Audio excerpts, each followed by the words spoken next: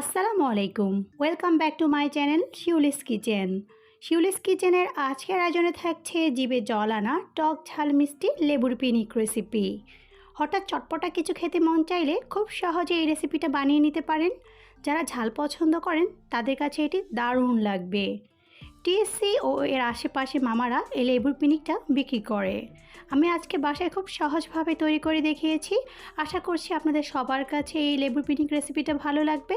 ভালো লাগলে অনুরোধ রইল আমার চ্যানেলটিকে সাবস্ক্রাইব করে বেল বাটনটিকে অন করে দিবেন এরকম আরও সহজ ও আরও অনেক মজার রেসিপি দেখার জন্য। তাহলে চলুন আমি কিভাবে লেবুর পিনিকটা তৈরি করেছি তা আপনাদের সাথে শেয়ার করি। লেবুর পিনিক তৈরি করার জন্য আমি এখানে 2টা লেবু নিয়ে নিয়েছি। আমি এখন লেবুগুলোকে স্লাইস করে পাতলা পাতলা করে কেটে নিব। লেবুগুলোকে গোল গোল করে কাটবেন, এতে করে লেবুর পিনিকটা দেখতে সুন্দর লাগবে।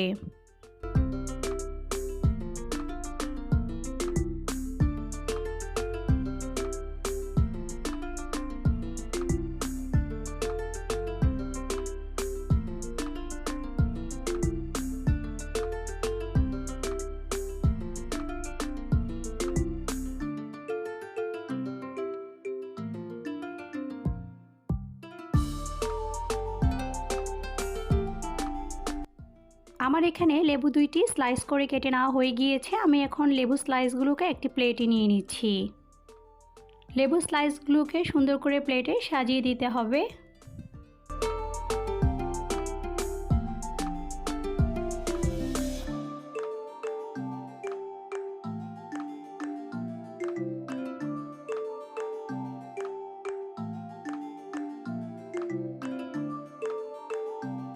লেবু স্লাইসগুলো সাজিয়ে নেওয়া হয়ে গেলে আমি এখন কাঁচামরিচ কেটে নিচ্ছি। আমি এখন লেবু স্লাইসের উপরে একটি শসা কুচি করে নিয়ে তারপর এটাকে লেবুর উপরে ছড়িয়ে দিচ্ছি। লেবুর পিনিকে শসা দেওয়ার চেষ্টা করবেন, শসা দিলে লেবুর পিনিকটা খেতে বেশি টেস্টি হয়। আমি এখন শসার উপরে দিয়ে দিচ্ছি কিছু কাঁচামরিচ কুচি। ঝালটা আপনারা আপনাদের পছন্দ অনুযায়ী বাড়িয়ে অথবা কমিয়ে দিতে পারবেন। এরপর আমি এখানে দিয়ে দিচ্ছি কিছু শুকনো মরিচ ফাঁকি। এরপর আমি এখানে ছিটিয়ে দিচ্ছি কিছু লাল মরিচের গুঁড়ো।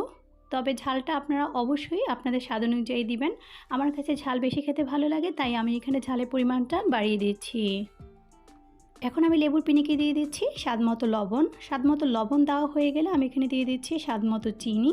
তবে চিনিটার পরিমাণ আপনারা আপনাদের স্বাদ অনুযায়ী বাড়িয়ে অথবা কমিয়ে দিতে পারবেন।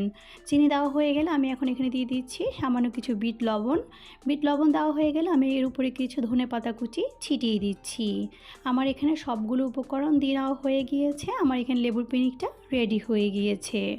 পরিবেশন করে দিচ্ছি দারুণ স্বাদের লোভনীয় লেবুর পিনিক।